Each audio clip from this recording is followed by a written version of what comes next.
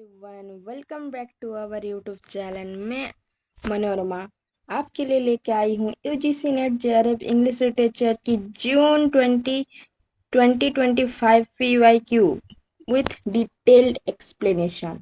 So don't worry guys, आपकी PYQ series start हो चुकी है। अगर चैनल को सब्सक्राइब नहीं किया है तो चैनल को सब्सक्राइब कीजिए, लाइक बटन को हिट कीजिए और शेयर करना मत भूलिए, क्योंकि ये वीडियो बहुत ही इंपॉर्टेंट है। Because PYQ is a key of success for UGC NET JRF. Okay, so let's start it. This is my Telegram channel.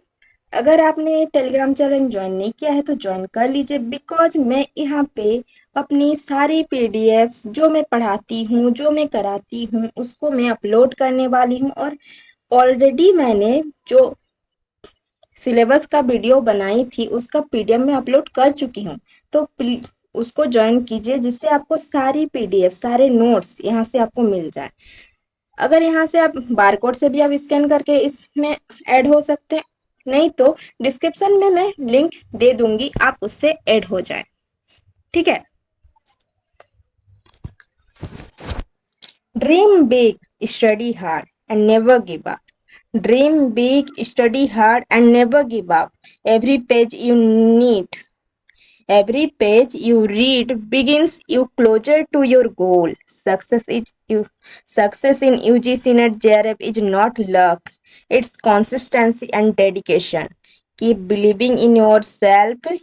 Work hard. Your work hard will shine one day. ये motivational line हर दिन आपको जरूरत है, because हम लोग regular basis पे consistent नहीं रह पाते हैं, इसलिए मोटिवेशन बहुत ही इंपॉर्टेंट है। इसलिए मोटिवेट रहिए, keep growing and keep consistent. Okay, चलिए हम लोग का फर्स्ट क्वेश्चन ये है जून 2025 का क्वेश्चन। ओके, प्रीवियस ईयर है, जो सबसे टफेस्ट क्वेश्चन माना गया था, टफेस्ट पेपर माना गया था, तो उसका फर्स्ट क्वेश्चन है ये। चलिए देखते हैं। Who developed the concept of cultural circuit, which is important to study of the interaction of culture and memory in oral history research methodology से है। इसका करेक्ट आंसर क्या हो गया? Graham Dawson and A1 Thomson. Explanation: Graham Dawson and A1 Thompson developed the concept of cultural circuit. Cultural circuit को develop किए थे, which is significant in the study of how culture and memory interact, particularly within the oral history research methodology. This concept emphasized in interconnectedness of personal memory, cultural representation, and historical narratives, allowing scholars to understand how individual memories and are served by and contribute to broader cultural framework. आप read कर लीजिए। Second question पे move करते हैं। Arrange the following. Commissions है जो higher education से है, कमिटीज एंड इवेंट्स के जो इम्पोर्टेंस है उसको दे दिया है, उसको अरेंज करना है क्रोनोलॉजिकल में। जैसे English in India, history of English in India in chronology. तो पहले क्या आता है, मैं यहाँ पे पहले से ही मतलब ये सब रीड की थी, तो उसको मैं वर्क में ईयर मेंशन कर दी थी, don't worry guys, work mention किया हुआ है, आप देखते हैं। पहले क्या आ गया? Official language act 1963। सेकंड आ जाता है कोठारी कमीशन 1964 to 66। देन आ जाता है हम लोग का गोकाक कमेटी रिपोर्ट 1981। देन हम लोग का आएगा Acharya Ramamurthy commission 1990। All India language conference 1920। Okay guys, इसके अकॉर्डिंग हम लोग का क्या ऑप्शन हो जाएगा? EDABC। EDABC, this is our correct answer. ये सब मैं आपको कराऊंगी, स्पेसिफिक वीडियो के थ्रू में कराऊंगी। पहले मैं पीवाईक्यू को एक सीरीज लेके आई हूँ, उसका 10 डेज 10 यूनिट करवाऊंगी। ये आज का सिर्फ डेमो है, मैं कल से स्टार्ट करूंगी। 10 days 10 टॉपिक। ओके, पीवाईक्यू का जैसे ड्रामा का 100 क्वेश्चन होगा एक दिन में, प्रोपर्टी का एक दिन में 100 क्वेश्चन पीवाईक्यू होगा, तो ऐसे 10 डेज में 10 यूनिट को मैं कवर करवाऊंगी। तो don't worry guys.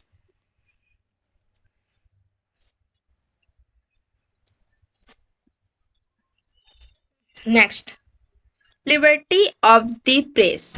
Liberty of the press, vision of Mirza on oriental allegory on the knocking at the get in Macbeth, mental slavery of modern Walkman. इसको मैच करना है थॉमस de क्विंसी से, John Ruskin से, John Milton से, Joseph Addison से। किससे match हो रहा है देखिए।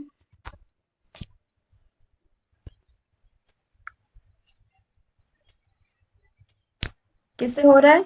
Liberty of the press, John Milton. Liberty of the press, John Milton. Second आ जाता है the vision of Mirza and oriental allegory.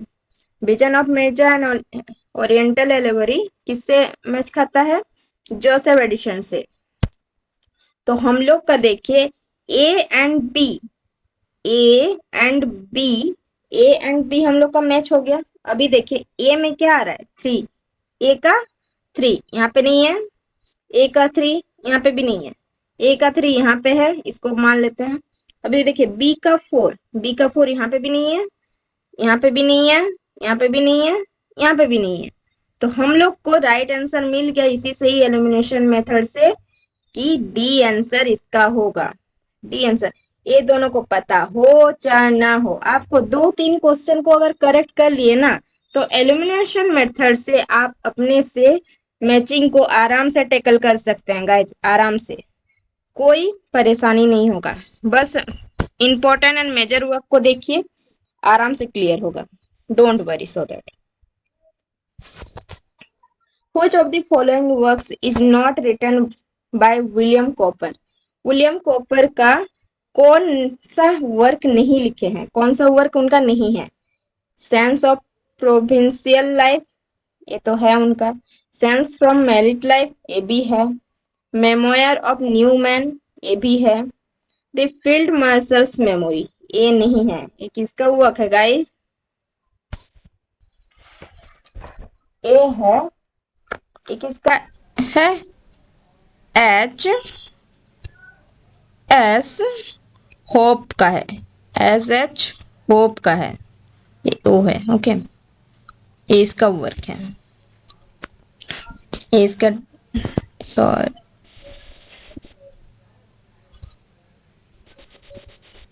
This is your detail explanation, देख लीजिए। S H hope. Okay,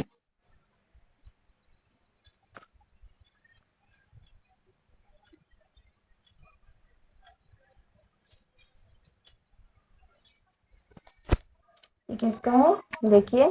this title does not belong to this bibliography and sounds like a fictional and or satirical title possibly used in their literary and humorous context. Next, 5. One day I wrote her name upon the stand. One day I wrote her name upon the stand, but came was waves and wasted it away. Next आ जाता है under the green oak tree, who loves it lie with me and turn his merry note unto the sweet bird's note. Next, the curfew tolls and kneel of parting day. The lowing herd wings slowly over the lake. Next, remember how we picked the daffodils. Nobody else remember but I remember. Daffodils देख के तो आपको पता ही चल गया होगा कि D का कौन सा होगा। डी का कौन सा होगा बताइए।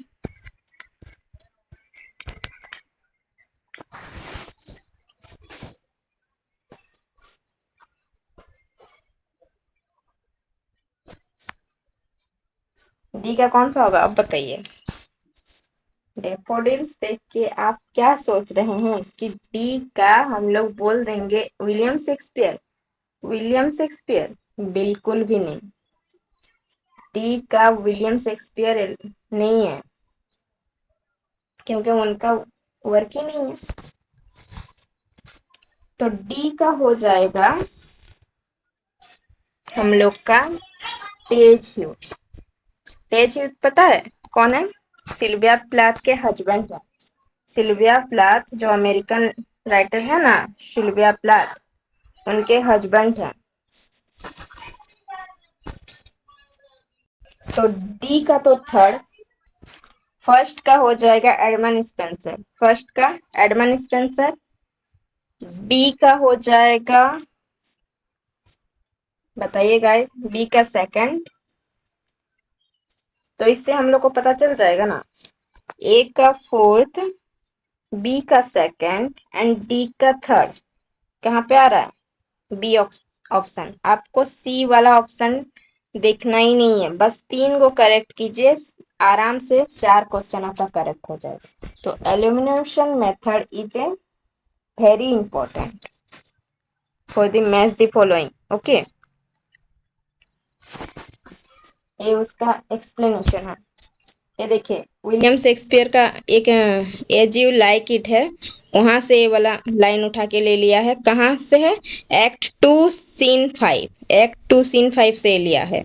One day wrote her name upon the strand but came the wave of washed and washed it away. ये है एडमंड स्पेंसर का Amoretti sonnet 75-4। Okay. The curfew tolls the knell of waiting day and lowing herd wings slowly over the lake. ये opening line है Thomas Gray का, elegy return in a country churchyard. Thomas Gray का पढ़ाई होगा graduation में या फिर post graduation में, रहता ही है ऑल सिलेबस में, किसी ना किसी सिलेबस में ही तो रहेगा ही। Remember how we picked the daffodils? Nobody else remembered, but I remembered.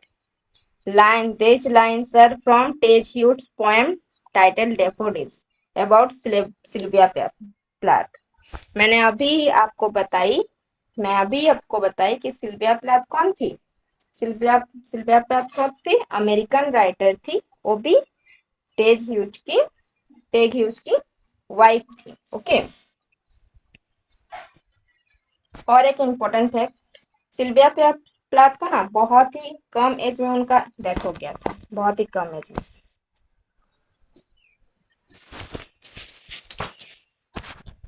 Identify the correct chronological order as per the publication year of the following works. Works का chronological order पूछ दिया है, अरेंज कीजिए। First आ जाएगा हम लोग पहले year देख लेते हैं, कौन सा ईयर कहाँ पे है किसका। ओके, देन हम सॉल्व करेंगे। Characteristics of man, manners, opinions and time. ये कितना ईयर है, किस ईयर में है, पता है किसी को? बताइए तब। 1711 का वर्क है। एडवांसमेंट ऑफ लर्निंग किसका वर्क है? फ्रांसिस बेकन का वर्क है। Advancement of learning, Francis Bacon. किस टाइम में लिखे थे? 1605। किस टाइम में लिखे थे? 1605। Inquiry into the original of our idea of beauty and virtue. ये किसका वर्क है? सैमुअल जॉनसन का। किसका है? सैमुअल जॉनसन का। कब लिखे थे? 1725 में। 1725। देन हम लोग का आ जाता है the plan for a dictionary of the English language. ये किसका है? ये तो पता ही होना चाहिए।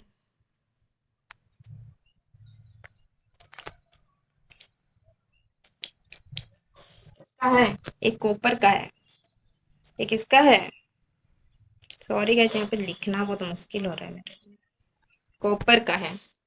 स्पेलिंग देख लीजिएगा, COOPER। कॉपर का है।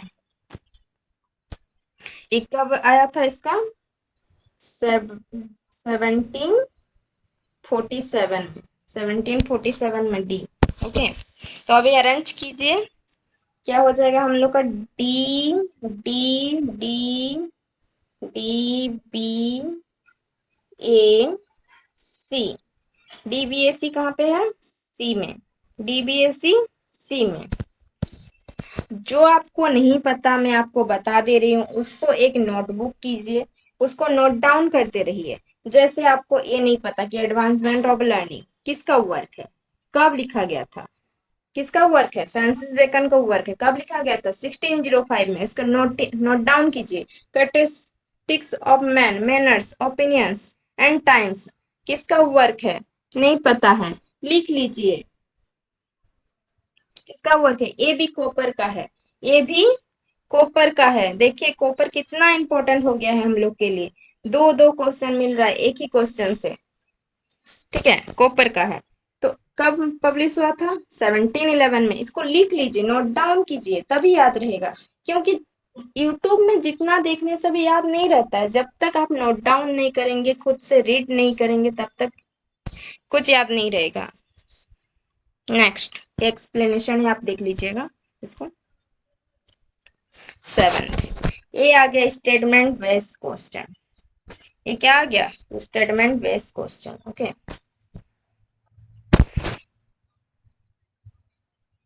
यहाँ पे क्या बोला है? Read the following statement carefully and choose the correct one.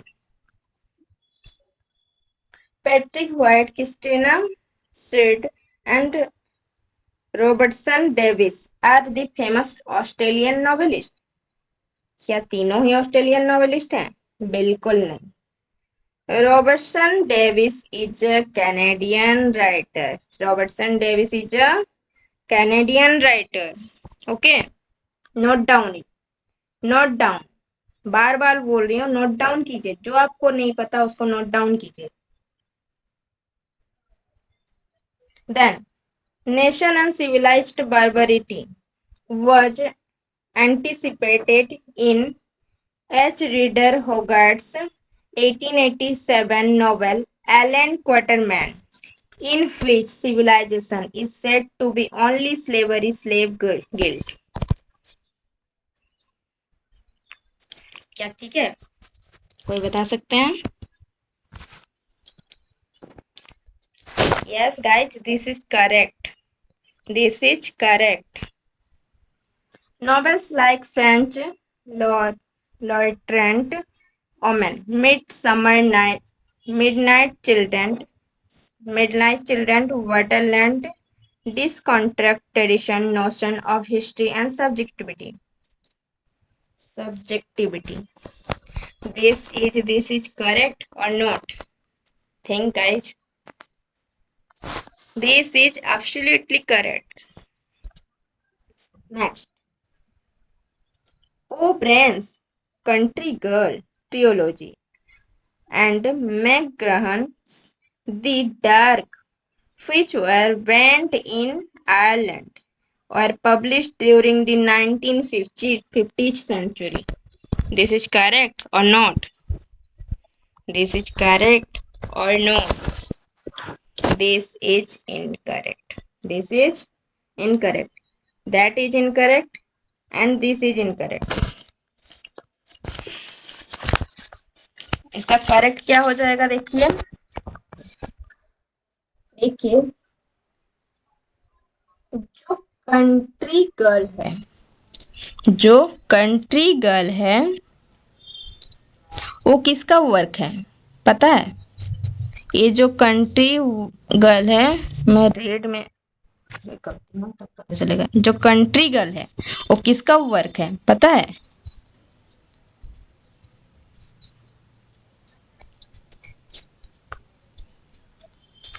Edna.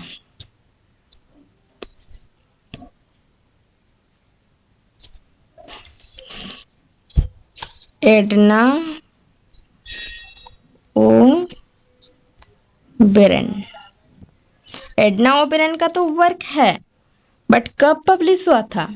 In 1950s में पब्लिश नहीं हुआ था, ये पब्लिश हुआ था 1960 में। 1960 में। Okay. Then John Graham the dark was published कब पब्लिश हुआ था द डार्क? जॉन ग्राहम का 1965 में, 1965 द डार्क। ओके, तो इसको नोट डाउन कीजिए।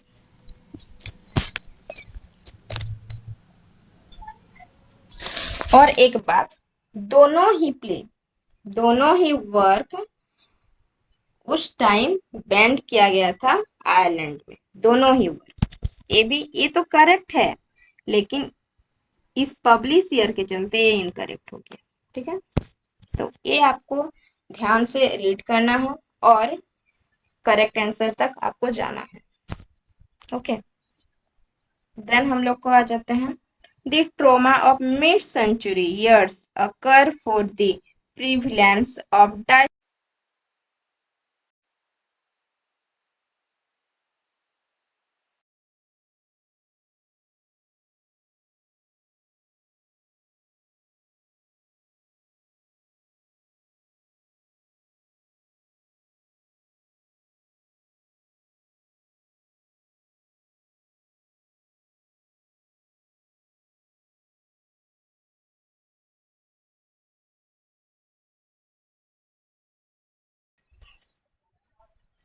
in novels like A Clockwork Orange,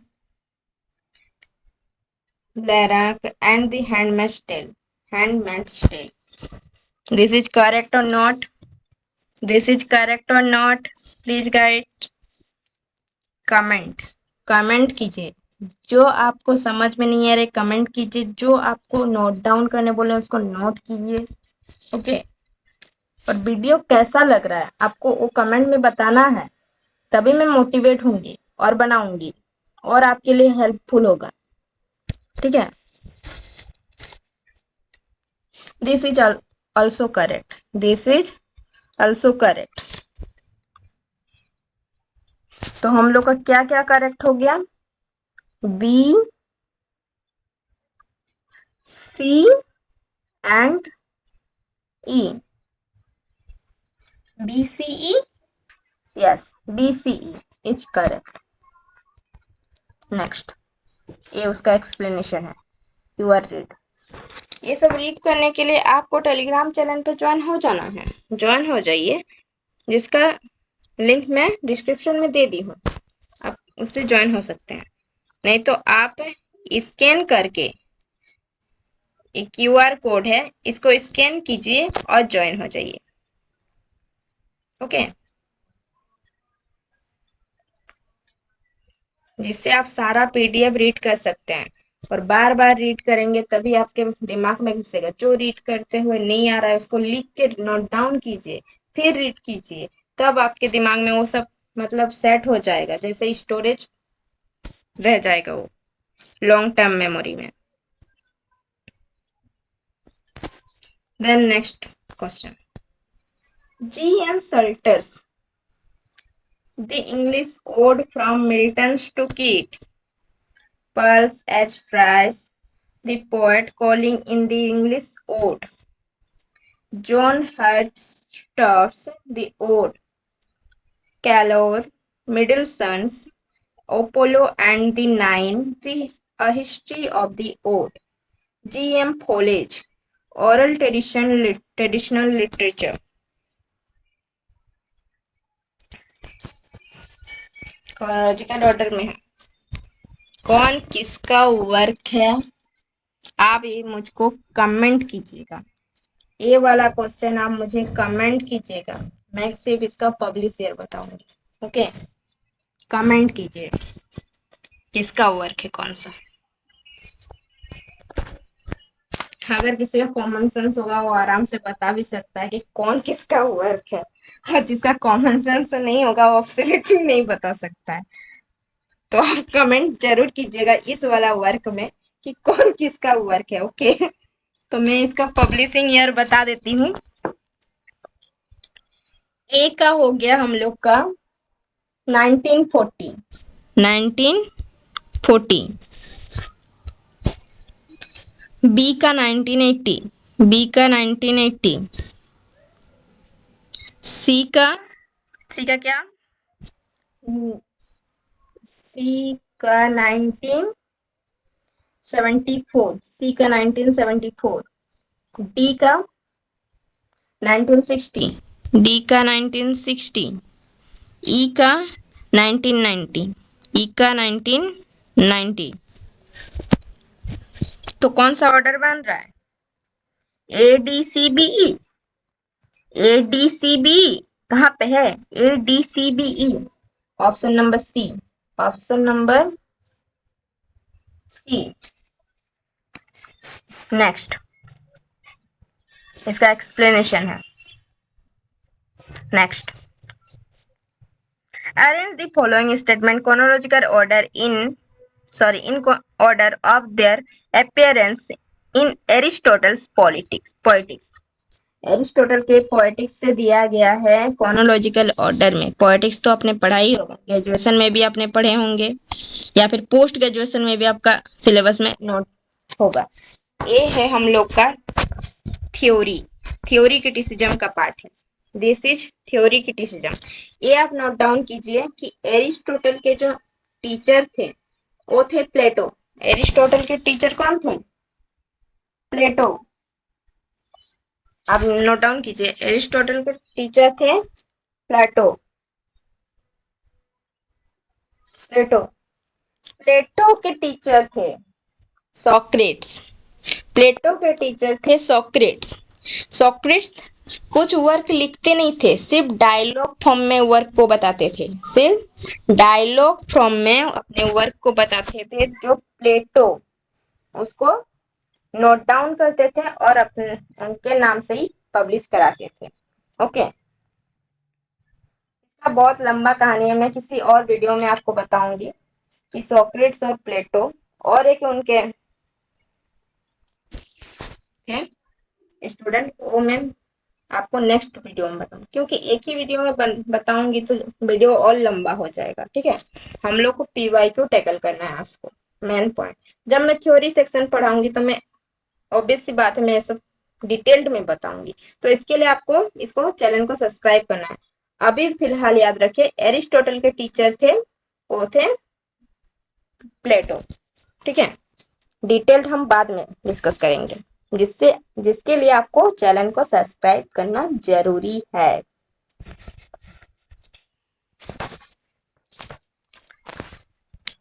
तो हम चलते हैं। The plot is end that which tragedy ends।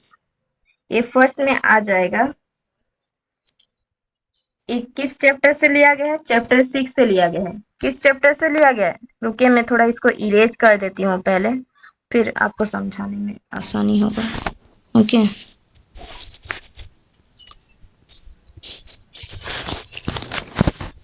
ये लिया गया है चैप्टर 6 से, ये लिया गया है चैप्टर 6 से,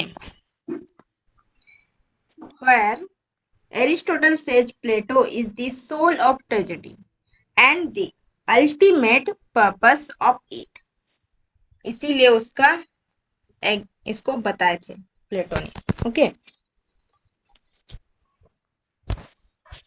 जब वो स्टार्टिंग करते हैं point of formal discussion of the tragedy, तब ये बताए थे कि and eight which tragedy ends, कि कैसा एम्स होना चाहिए, चैप्टर 6 में बताए थे। ये आपको बहुत ही क्लियर हो जाना चाहिए कि चैप्टर कौन सा चैप्टर में प्लेटो कौन कौन क्या क्या बताए हैं, ये आपको पूरा क्लियर होना चाहिए। इसके लिए पॉलिटिक्स आपको पढ़ना जरूरी है। मैं एक दिन जरूर कराऊंगी उसके लिए टॉपिक कवर। अगर आप चाहें कि पीआईक्यू के बाद मैं अपना थ्योरी सेशन लाऊं तो आप मुझे कमेंट कीजिए कि थ्योरी सेशन भी लाइए। Okay, regarding the Plato, the whole is what has a beginnings and middle and end। That is chapter 7, that is chapter 7 में कहा गया है, चैप्टर 7 में कहा गया है। ओके, तो हम अब कह सकते हैं कि B also follow than A, B also follows A, B also follow A।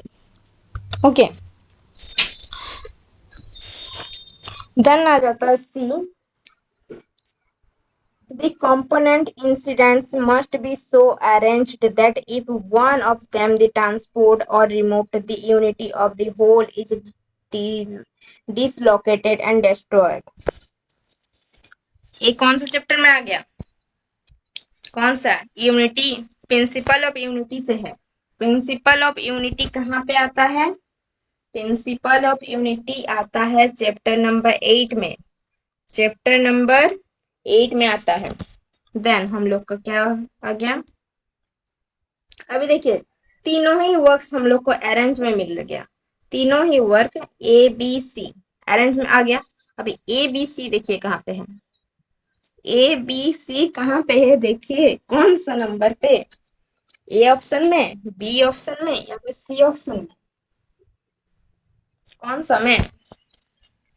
कहीं दिख रहा है? बताइए बताइए। अच्छा, बी ऑप्शन में भी है ए बी सी? नहीं नहीं, बी ऑप्शन में तो नहीं है, माय मिस्टेक। डी ऑप्शन में देखिए ए बी सी पूरा क्रोनोलॉजिकल ऑर्डर में दे दिया है, तो हम लोग को और दो क्वेश्चन सॉल्व करने का जरूरत ही नहीं है। जरूरत ही नहीं है एग्जाम में इतना टाइम वेस्ट करने का। 3 मिल गया, उसी से ही हम क्वेश्चन को आंसर कर दिए बस। इसका एक्सप्लेनेशन है, आप रीड कर लीजिए। Sorry, 10 10th।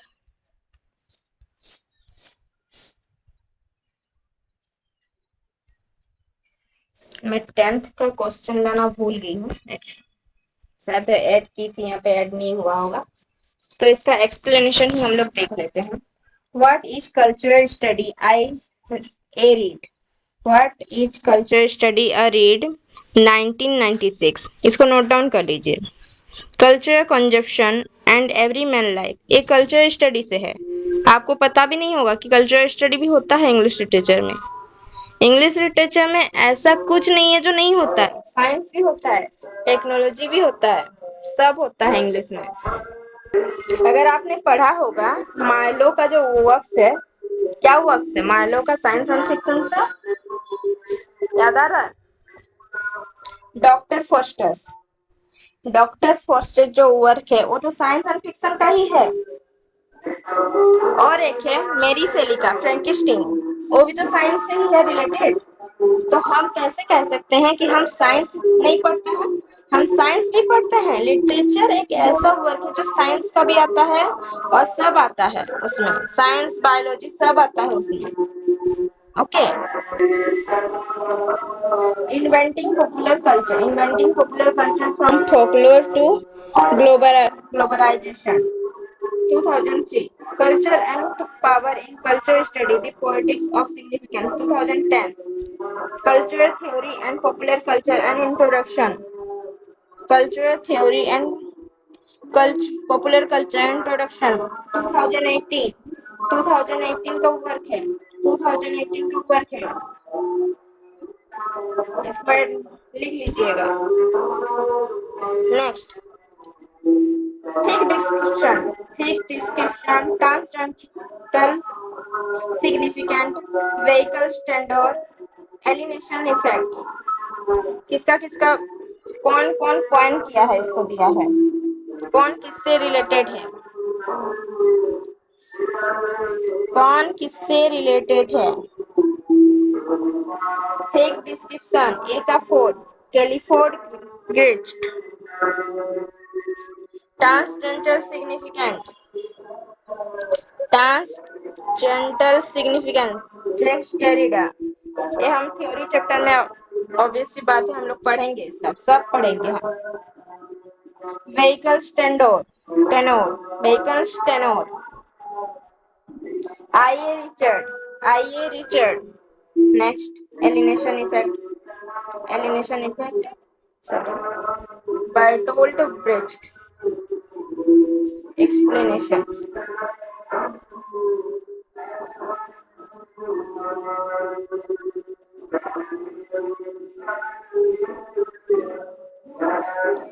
Thank you guys इसके लिए। ये मेरा यूट्यूब चैनल है, इसको सब्सक्राइब कीजिए, लाइक कीजिए, शेयर कीजिए। अगर लेक्चर अच्छा लगा तो कमेंट में जरूर बताइए, जिससे मैं मोटिवेट होके और लेक्चर आपके लिए लाऊं। ये है मेरा टेलीग्राम चैनल, लास्ट में भी मैं बता रही हूँ, इसको ज्वाइन करना मत भूलिए, इसको ज्वाइन कीजिए, जिससे आपको सारी पीडीएफ, ये वीडियो की, ये लेक्चर की भी पीडीएफ मैं इसमें अपलोड कर रही हूँ, इसको भी आपको मिलेगा। चाहे आप रीड कर सकते हैं जिससे, और रिवीजन कर सकते हैं। Thank you for guys, thank you, big thank you, जिससे आपने इतना बड़ा लेक्चर को सुना। Thank you guys, bye bye, take care.